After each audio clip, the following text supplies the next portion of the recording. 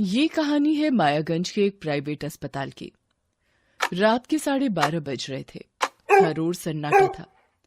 अस्पताल के एक बिस्तर पर अनन्या आंखें मूंद कर लेटी हुई थी। कुछ और मरीज भी अपने अपने बिस्तर पर सोए हुए थे। अनन्या के हाथ में स्लाइन लगी हुई थी। उसके बिस्तर के ऊपर एक मॉनिटर भी लगा था जिसमें आड़ी टेढ़ी रेखाएं चल रही थीं। अचानक अनन्या को किसी औरत के रोने की आवाज आई। उस आवाज से उसकी नींद टूट गई।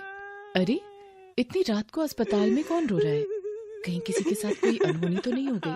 अनन्या ने अपनी आंखें खोली तो उसने जो देखा उसे देखकर उसकी चीख निकल गई। उसने देखा कि उसके सामने एक बहुत ही भयानक चुड़ैल खड़ी है जो उसे देखकर रोए जा रही है।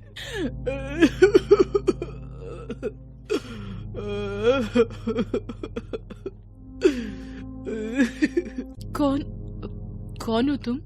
भाग भाग जा यहाँ से, भाग जा नहीं तो तू मरेगी। ये कहकर चुड़ैल अनन्या के पास आई और उसके हाथों में लगी स्लाइन के पाइप को खींचने लगी।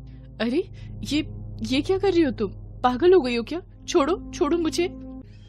लेकिन उस चुड़ैल ने अनन्या की एक नहीं सुनी और उसने स्लाइन की पाइप को खींचकर निकाल दिया।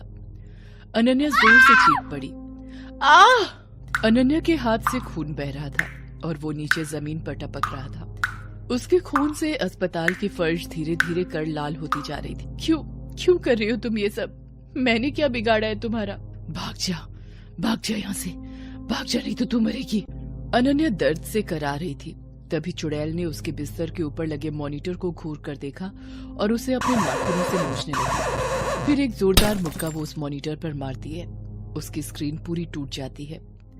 उसके बाद वो चुड़ैल अपने हाथ से मॉनिटर निकालती है और अनन्या की तरफ फेंकती। अनन्या खुद को बचाने के लिए जोर से चीख पड़ती है, बचाओ! अनन्या की चीख सुनकर उसके बिस्तर के पास बैठी उसकी 10 साल की बेटी अर्पिता बहुत घबरा गई और उसने अपनी माँ से कहा, क्या हुआ माँ? क्या हुआ? तुम इस तरह क्यों चीखी? चुड़ैल, वो चुड़ैल मार देगी मुझे, मार देगी। कौन मार देगी?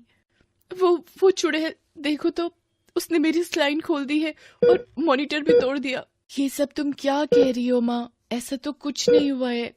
ये देखो, ये स्लाइन तो लगी हुई है तुम्हारे हाथों में। अनन्या ने भी घूर घूर कर अपने हाथों की ओर देखा, फिर अपने बिस्तर के ऊपर लगी मॉनिटर की ओर। अरे, यहाँ तो सब ठीक है। इसका मतलब मैं कोई सपना देख रही थी। हाँ माँ, तुम कोई सपना देख रही थी। बहुत ही